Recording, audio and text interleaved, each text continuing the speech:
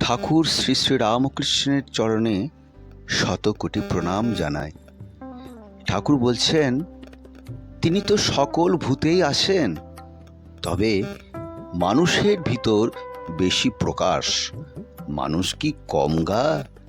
ঈশ্বর চিন্তা করতে পারে, অনন্তকে চিন্তা করতে পারে, অন্য জীবজন্তু পারে না। অন্য জীবজন্তুর ভিতরে, গাছপালার ভিতরে, আবার সর্বভূতে তিনি আছেন, কিন্তু মানুষে বেশি প্রকাশ। মা বলছেন, তিনি সব করাচ্ছেন বটে, কিন্তু সেরূপ বোধ থাকলে তো হয়। লোকে অহংকারে মত্ত হয়ে মনে করে আমি সব করছি। তাঁর উপর নির্ভর করে না।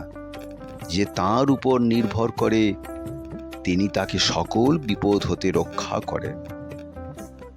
স্বামীজি বলছেন, যদি নেতৃত্ব চাও, সকলের গোলাম হইয়া যাও। এই হইল আসল রহস্য। তোমার কথাগুলি রুক্ষ হইলেও তোমার ভালোবাসাই ফল হইবে। যে কোনো ভাষারই আবরণে থাকুক না কেন, মানুষ ভালোবাসা আপন হইতেই বুঝিতে পারে। জয় ঠাকুর, জয় মা, জয় স্বামীজি।